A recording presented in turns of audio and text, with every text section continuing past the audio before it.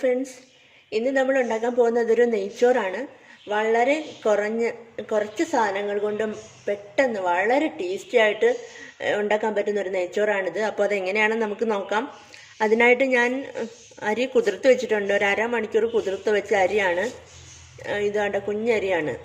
മറ്റേ വലിയ അരിയേക്കാളും ഇതുപോലുള്ള ചെറിയ അരിയാണ്. ബിരിയാണി റൈസ് എന്ന് വെച്ചിട്ട് വാങ്ങിക്കാൻ കിട്ടും, മറ്റേ ഖൈമ റൈസൊക്കെ പോലെ തന്നെ. അപ്പോൾ ഇതേപോലത്തെ അരി വാങ്ങിക്കുക. അപ്പോൾ ഇത് ഒരു കപ്പ് അരി ഞാൻ അരമണിക്കൂർ സോക്ക് ചെയ്ത് വെച്ചിട്ടുണ്ടായിരുന്നു. അപ്പോൾ സോക്ക് ചെയ്ത റൈസാണിത്.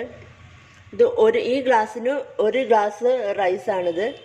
അപ്പോൾ ഇത് 2 പേർക്ക് കഴിക്കാൻ പറ്റുന്ന അളവാണ് ഞാൻ പറയുന്നത്. അപ്പോൾ നിങ്ങൾ ആദ്യമായിട്ടാണ് കുക്ക് ചെയ്യുന്നതെങ്കിൽ അതിനുള്ള അനുസരിച്ച് അളവ് പറയാമെന്ന് വെച്ചിട്ടാണ് ചെറുതായിട്ട് 1 ഗ്ലാസ് എടുത്തത്. അപ്പോൾ ഈ ഒരു ഗ്ലാസ്സിന് 1 ഗ്ലാസ്സാണ് എടുത്തിരിക്കുന്നത്. 2 പേർക്ക് കഴിക്കാൻ പറ്റും. അപ്പോൾ ബാക്കി സാധനങ്ങൾ നോക്കാം. അപ്പോൾ ഇത് ഒരു മീഡിയം സൈസിലെ സവാള കട്ട് ചെയ്തതാണ്. അധികം ചെറുതായിട്ടൊന്നുമല്ല, അല്ലാതെ തന്നെ കട്ട് ചെയ്തെടുത്തതാണ്. അപ്പോൾ അതിൻ്റെ കൂടെ ഒരു ബേ ലീഫ്, ഒരു ഏലക്ക ചതച്ചത്, 2 ഗ്രാമ്പൂ, 2 പട്ട, ചെറിയ കഷ്ണം പട്ട, ഒരു തക്കോലം. ഇത്രയും സാധനങ്ങളാണ്. അതിൻ്റെ കൂടെ 2.5 ടേബിൾ സ്പൂൺ നെയ്യാണ്. നെയ്യ് വീട്ടിലുണ്ടാക്കിയതായതുകൊണ്ട് കുപ്പിക്കകത്തിലാണ് വെച്ചേക്കുന്നത്. അപ്പോൾ ഇത്രയും സാധനങ്ങളേ ഉള്ളൂ. നമുക്ക് വളരെ ടേസ്റ്റി ആയിട്ട് എങ്ങനെയാണ് നെയ്ച്ചോറ് ഉണ്ടാക്കാൻ പറ്റുന്നത് നോക്കാം. ആദ്യം തന്നെ നമുക്ക് സോക്ക് ചെയ്ത് വെച്ചിരിക്കുന്ന റൈസ് കുക്കറിന് അതിലോട്ട് ഇട്ട് കൊടുക്കാം. അങ്ങ് ഡ്രെയിൻ ചെയ്തെടുത്തൊന്നും അല്ല കേട്ടോ, വെള്ളത്തിൻ്റെ നനവുണ്ട്. അപ്പോൾ അത് ഫുള്ളായിട്ട് അങ്ങോട്ട് ഇട്ട് കൊടുക്കാം.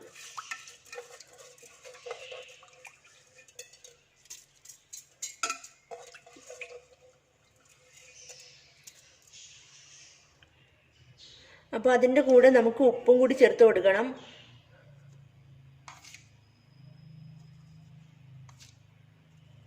അപ്പോൾ നിങ്ങൾ ചേർക്കുമ്പോൾ ആദ്യം ഓരോ ടീസ്പൂൺ വെച്ച് ചേർത്തിട്ട്, ആദ്യമായിട്ട് ഉണ്ടാക്കുകയാണെങ്കിൽ ഓരോ ടീസ്പൂൺ വെച്ച് ചേർത്തിട്ട് ടേസ്റ്റ് നോക്കിയിട്ട് വീണ്ടും ചേർത്താൽ മതി. അല്ലാതെ ഒരുപാടായിപ്പോയി കഴിഞ്ഞാൽ നമുക്കൊന്നും ചെയ്യാൻ പറ്റത്തില്ല. അപ്പോൾ നമ്മൾ ടേസ്റ്റ് നോക്കുമ്പം ഉപ്പ് ഇത്തിരി കൂടുതലാണെന്ന് തോന്നണം. ആ ഒരു ലെവലിൽ ഉപ്പ് ചേർക്കുക. അതിനോടൊപ്പം നമുക്ക് വെള്ളം ചേർക്കാം. 1 ഗ്ലാസ് അരിയായിരുന്നു. അപ്പോൾ അതിന് ഞാനിപ്പോൾ 1.5 ഗ്ലാസ് വെള്ളം ഒഴിക്കുന്നുണ്ട്.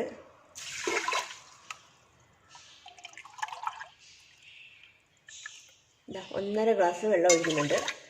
ഒരു 1/4 ഗ്ലാസ് വെള്ളം നമുക്ക് മാറ്റി വയ്ക്കണം, ആവശ്യമുണ്ട്.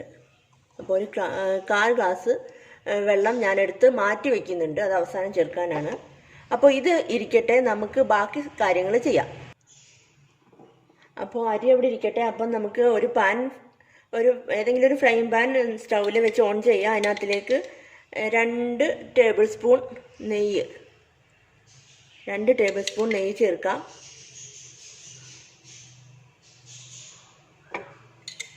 അതിലേക്ക് നമ്മൾ എടുത്തു വെച്ചിരിക്കുന്ന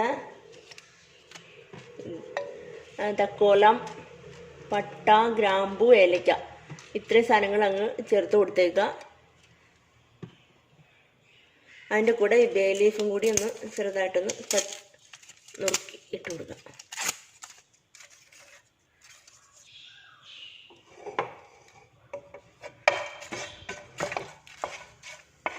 അപ്പോൾ ഇത് നന്നായിട്ട് ചൂടായിട്ടുണ്ട്, നല്ല സ്മെല്ല് വരുന്നുണ്ട്. അപ്പോൾ നമുക്ക് നമ്മൾ എടുത്ത് വെച്ചിരിക്കുന്ന സവാള അങ്ങ് ചേർത്ത് കൊടുക്കാം.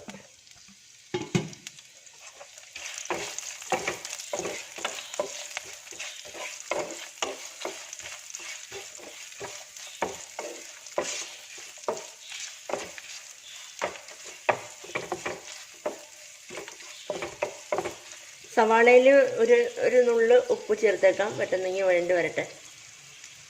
ഒരു നുള്ളേ ചേർക്കുന്നുള്ളൂ കേട്ടോ. അപ്പം നമ്മുടെ സവാള നന്നായിട്ട് വഴണ്ടിട്ടുണ്ട്. അപ്പോൾ ഇനി നമുക്ക് ഈ സ്റ്റൗവിലേക്ക് നമ്മൾ കുക്കറിൽ എടുത്ത് വെച്ചിരിക്കുന്ന അരി അങ്ങോട്ട് മാറ്റി വെച്ച് കൊടുക്കാം. അപ്പോൾ അതിലേക്ക് നമ്മൾ ഈ വഴറ്റിയ സാധനങ്ങൾ അങ്ങ് ചേർത്ത് കൊടുക്കാം.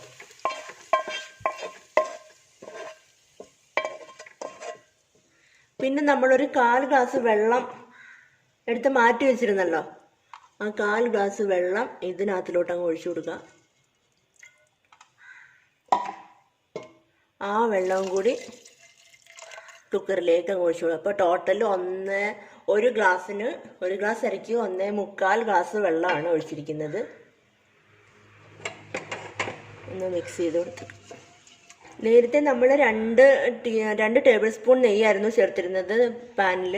അപ്പോൾ ഇനി 2.5 ആണ് ഞാൻ ടോട്ടൽ പറഞ്ഞത്. അപ്പോൾ ഇതാണ് ബാക്കി 1/2 സ്പൂണും കൂടി നമുക്ക് ചേർത്ത് കൊടുക്കണം. അപ്പോൾ നിങ്ങൾക്ക് താല്പര്യം ഒരുപാട് നെയ്യ് വേണ്ടെന്നുണ്ടെങ്കിൽ ഇത് ഒഴിവാക്കാം കേട്ടോ. അപ്പോൾ 2.5 ടേബിൾ സ്പൂൺ നെയ്യ് ചേർത്തിട്ടുണ്ട്. അപ്പോൾ ഇതിന് നന്നായിട്ടൊന്ന് ചൂടാവട്ടെ, തിളച്ച് വരണം. തിളയ്ക്കുന്ന സമയത്ത് നമുക്ക് അടയ്ക്കാം. അരി നന്നായിട്ട് തിളയ്ക്കുന്നുണ്ട്. അപ്പം നമുക്ക് കുക്കർ ക്ലോസ് ചെയ്യാം.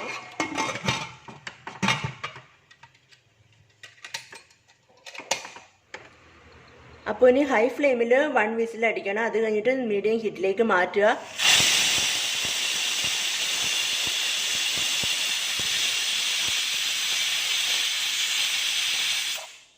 അപ്പോൾ ഇപ്പോൾ ഹൈ ഫ്ലെയിമിൽ 1 വിസിൽ അടിച്ചിട്ടുണ്ട്. അപ്പോൾ ഞാൻ മീഡിയം ഹീറ്റിലേക്ക് മാറ്റുകയാണ്.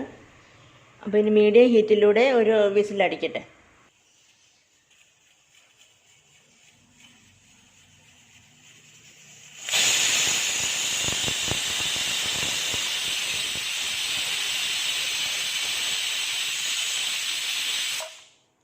അപ്പോൾ മീഡിയം ഹീറ്റിലും അടിച്ചു കഴിഞ്ഞു. അപ്പോൾ ഞാൻ സ്റ്റൗ ഓഫ് ചെയ്യാണ്. ഇനി ഇതിവിടെ ഇരിക്കട്ടെ. നന്നായിട്ട് തണുത്ത് കഴിഞ്ഞതിന് ശേഷം നമുക്ക് തുറക്കാം. അപ്പോൾ വിസിലൊക്കെ പോയി. അപ്പം നമുക്ക് തുറന്ന് നോക്കാം എങ്ങനെയുണ്ട് നമ്മളുടെ ഗീ റൈസ്. ആഹാ, അടിപൊളി.